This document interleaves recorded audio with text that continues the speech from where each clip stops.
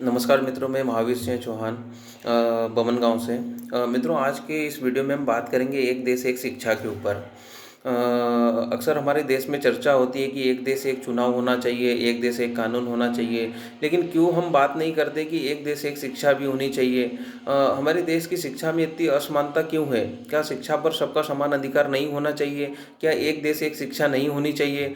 हमारे देश की शिक्षा में इतनी असमानता क्यों है? आप देखिए, सरकारों ने शिक्षा को कितने भागों में बांट दिया है। जैसे सेंट्रल का अलग सीबीएसई बोर्ड, हर राज्य का अपना अलग बोर्ड, तो कितनी असमानता है। आप देखिए, हमारे आसपास अगर दो बच्चे हैं, एक सीबीएसई बोर्ड का है और एक एमपी बोर्ड का, तो दोनों के शिक्षा का स्तर अलग लेवल का रहेगा। दोनों की शिक्षा में दूर दूर तक कोई समानता नहीं रहेगी। और जो सीबीएसई बोर्ड का, वो सीबीएसई बोर्ड का जो छात्र है, उसकी शिक्षा एक अलग ही लेवल की रहेगी। तो इतनी असमानता क्यों? क्या हमारे देश में एक देश एक शिक्षा नहीं होनी चाहिए?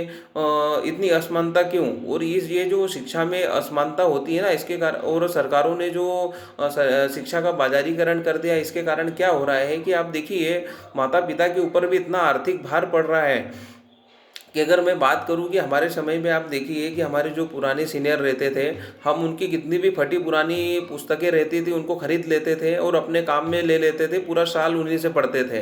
तो इससे हमारे माता पिता के ऊपर कितना आर्थिक बोझ कम हो जाता था। और आज के समय में आप देखिए, हर सीबीएसई स्कूल का सिलेबस अलग रहता है। एक बच्चे का सिलेबस 3 से 4 हज़ार रुपये का आता है, और वो एग्ज़ाम देने के बाद किसी काम का नहीं रहता। उन्हें हमें रद्दी में 10 रुपये, 10-20 रुपये किलो के भाव में बेचना पड़ता है। तो ये क्यों हो रहा है? शिक्षा में असमानता के कारण और शिक्षा के बाजारीकरण के कारण। क्योंकि अगर शिक्षा में समानता होगी तो यही जो हमारी पुस्तकें हैं दूसरे बच्चों के काम में आ जाएगी, तो माता पिता के ऊपर से आर्थिक बोझ कम हो जाएगा।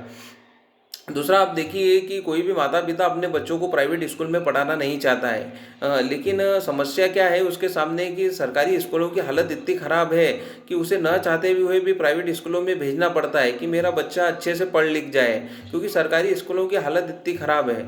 और मैं तो देखिए अपने अनुभव से बता रहा हूँ, क्योंकि ये जो सरकारी स्कूलों की हालत ख़राब करने में सबसे बड़ी वजह है मध्याह्न भोजन की। जब से ये स्कूलों में मध्याह्न भोजन की व्यवस्था आई है, तब से स्कूलों में शिक्षा का स्तर इतना गिर गया है, शिक्षा का स्तर भी गिर गया है और अनुशासन भी नहीं रह गया है। आप देखिए, हमारे समय में मध्याह्न भोजन नहीं था, तो आप देखिए कितने बढ़िया शिक्षक थे, कितना बढ़िया अनुशासन था, कितना बढ़िया शिक्षा मिलती थी। लेकिन आज के समय में वो सब गायब हो गई है। तो मेरा सरकारों से निवेदन है कि ये जो मध्याह्न भोजन की व्यवस्था है, इसे तुरंत बंद कर देना चाहिए, क्योंकि इससे कहीं ना कहीं शिक्षा का स्तर बहुत गिर गया है।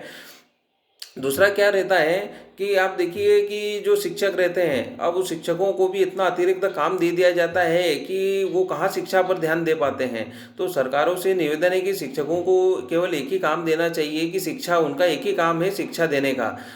तो उनके ऊपर ये जो अतिरिक्त आपने भार उनको दे के रखे हैं, ये भार उनसे, उनके ऊपर से हटाना चाहिए, जिससे कि क्या है कि शिक्षा का स्तर एक लेवल तक बना रहे। आप देखिए, शिक्षा जो स्कूल रहते हैं, शिक्षा का मंदिर होते हैं, और वहाँ केवल एक ही काम होना चाहिए, शिक्षा।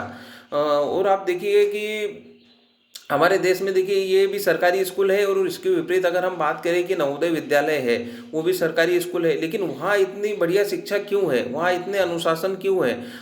तो आप देखिए कि कोई भी अपने अभी माता पिता है, वो बच्चों को एग्ज़ाम दिलाकर, इतने प्राइवेट स्कूल है हमारे आसपास, उसके बाद भी क्यों नवोदय विद्यालय में एग्ज़ाम देकर वह भेजना पसंद करते हैं? क्योंकि आप देखिए, नवोदय विद्यालय में जो शिक्षा का स्तर है, वहाँ का अनुशासन है, और वहाँ के जो बच्चे निकलते हैं ना, उनकी क्वालिटी आप देखिए वो अलग ही लेवल की रहती है। ऐसी क्वालिटी कहीं के बच्चों की नहीं रहती है, चाहे आप कहीं भी बच्चे को किसी भी प्राइवेट स्कूल में या किसी भी स्कूल में पढ़ा के देख लीजिए।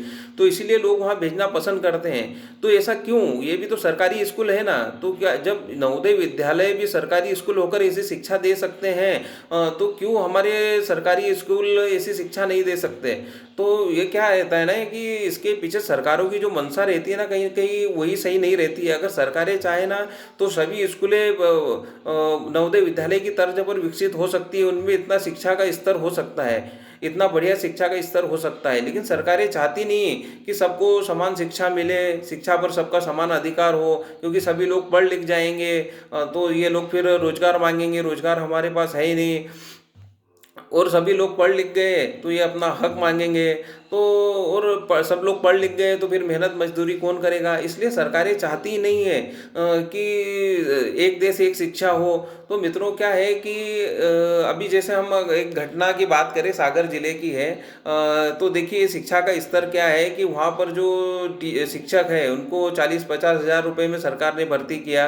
अब उन लोगों ने भी क्या किया कि किराए के टीचर लगा दिए, 4-5 हज़ार रुपये उनको अपने पास से दे देते हैं और वो लोग आराम करते हैं, किराए के शिक्षक रख लिए। तो आप बताइए कि जहाँ पर शिक्षा का ये हाल होगा, ये हालत होगी कि शिक्षक ही किराए के शिक्षक रखने लग जाएंगे, तो वहाँ पर शिक्षा का क्या हाल होगा?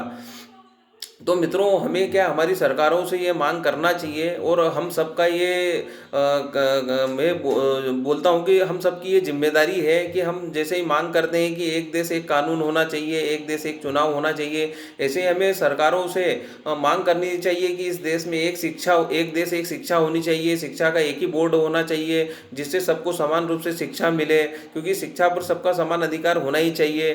तो मित्रों हम सबका ये कर्तव्य है और हम सबके जो देश के जो सभी जिम्मेदार नागरिक हैं, सबको सरकार से मांग करनी चाहिए कि इस देश में एक देश एक शिक्षा होनी ही चाहिए। धन्यवाद। जय हिंद, जय भारत।